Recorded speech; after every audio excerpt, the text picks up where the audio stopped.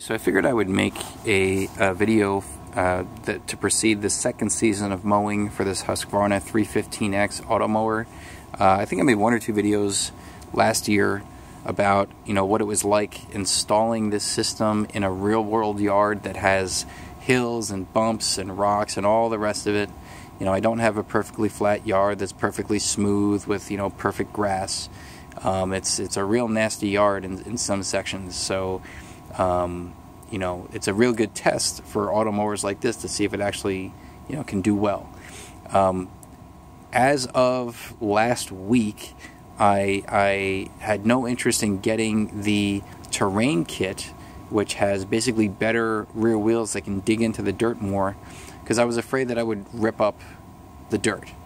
But it turns out that the terrain kit kind of differs a little bit between different versions of the Husqvarna mower. So I think for the higher end, like the 430 or 450X models, the bigger models, there's a bigger difference in the tread type between the stock wheels and the terrain kit wheels. But for the 315X, the tread is very similar. They are different treads, but the similarity is they do have the same tread pitch. So from one spike to the next spike, the distance between like this spike and that spike is the same between the stock wheels and the terrain wheels. The only difference is these spikes are only just a little bit deeper and they're a little bit sharper. So the tread itself, I don't think makes a huge difference. What makes a big difference with the terrain kit is that these wheels are heavier. So they put weights in these wheels, and you can feel it when you take the stock wheel off and you put these wheels on. There's a big difference in weight. That just puts more weight on the driven wheels, so that when you're going on an incline or anything where this thing might struggle, you have grip, because weight equals grip, okay? Because it pushes the wheel down into the dirt and allows it to dig in and actually give you some traction. So I'm hoping this can actually help me readjust some of my boundary wire back to where I had initially set it, but then had to change it last year because I was having problems with the mower getting stuck there. So just to illustrate, this is kind of a top-down view of the property, more or less. It's not perfectly drawn to scale. And where you see arrows, that's sort of where the yard is sloped down. So this section here is very heavily sloped. This section here, it's sloped, but not super bad, but certainly above a 15-degree grade, which is what the 315X in stock form is rated for. And so when I had initially installed the boundary wire, I installed it along this single straight line here, along this graded section of the yard, because I wanted to see how it would do there. And sure enough, it did get stuck in certain sections. These black circles are the pockets where it dug up grass, because the wheels just kept spinning and spinning and spinning, and it basically just ripped up the grass, and you end up with these circles of dirt. And now I have to try to patch that up with grass seed, and hopefully the grass will grow back.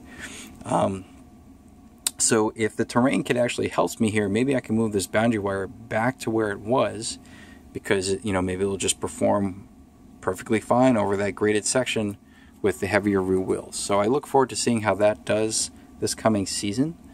And there are other modifications to the yard that I intend on making. So for instance, like in this section here and in this section here, the dirt is very rocky, and there isn't a whole lot of grass here. It's just a bunch of dirt that got washed up and washed away during a lot of rain, and then you end up with just the rocks that sort of stay behind.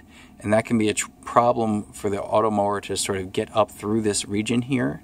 Especially, there are a lot of roots from these trees that kind of extend out above the dirt now.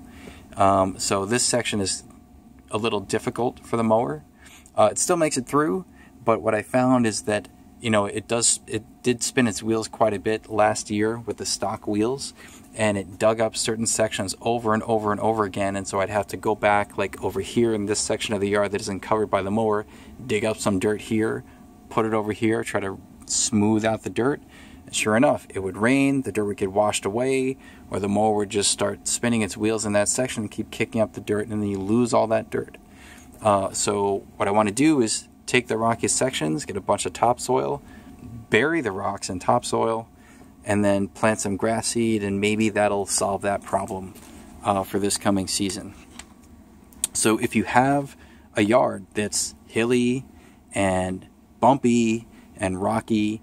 You know, this is not necessarily the most ideal yard for an automower. That does require some maintenance. You do have to track things season by season because the yard tends to evolve over time. And also, let's see, where do I want to go with this? Some of the, let's say, realities of owning an automower season over season is that you can't just expect to set the boundary wire and leave it there. You have to actually check whether the staples that you use to tack the boundary wire in are still there. So again, if you have a normal yard that's literally like this kind of property, and then, you know, your house is like here, you can just pay someone to go with this nice machine and just bury boundary wire, you know, into the dirt just like this, and everything's perfectly hunky-dory, right? For something more complex like this, you can't do that. And so you have to, you know, you can bury it in certain sections, like where you see black lines here. That's where I have the wire buried right now.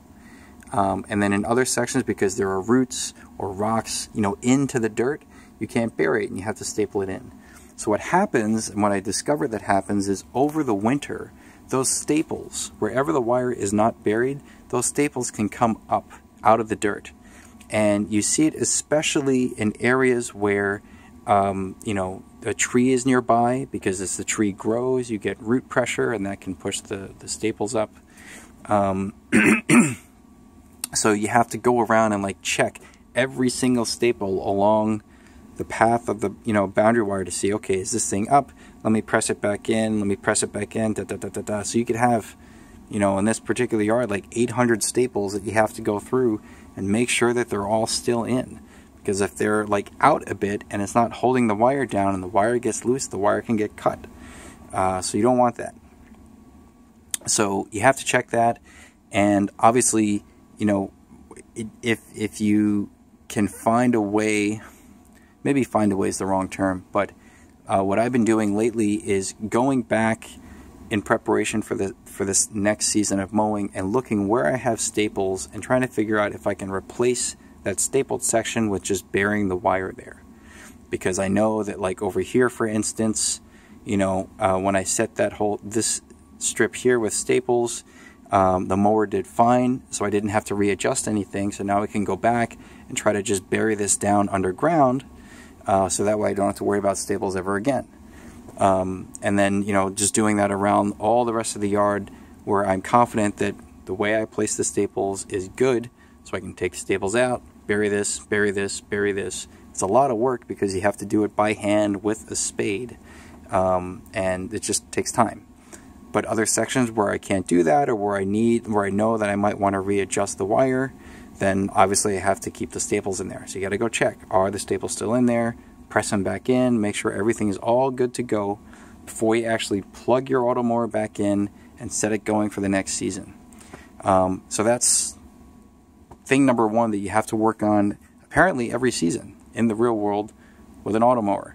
The other thing is just basic surface preparation. You know, I have trees on this property. Trees get old, branches break off, they drop onto the property, right? So you have to go and pick up all the branches. And I tend to be a little paranoid about this. Like, I'll pick up even the tiniest little stick that's on the lawn just to make sure that I make the yard as clean as possible, so that there are as few issues as possible for the automower.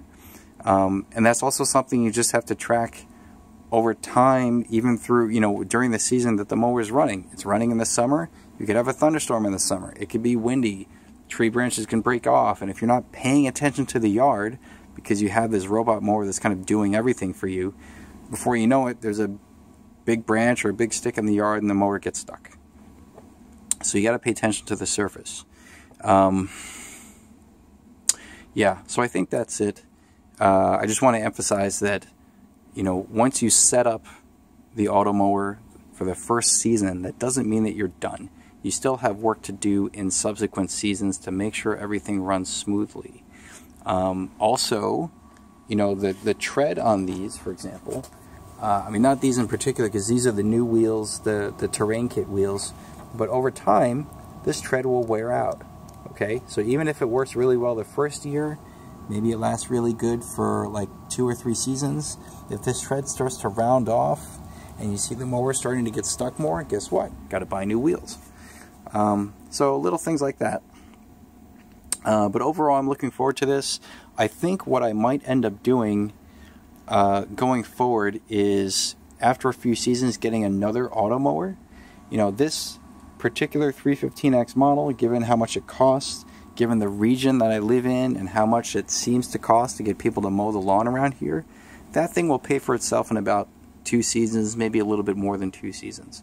So basically, after this season's over, it's almost paid for itself. And if I wanted to, I can go get a different auto mower and try that and see how it works on this property as well. Maybe it'll do better, you know, over some of these hilly sections. I don't know.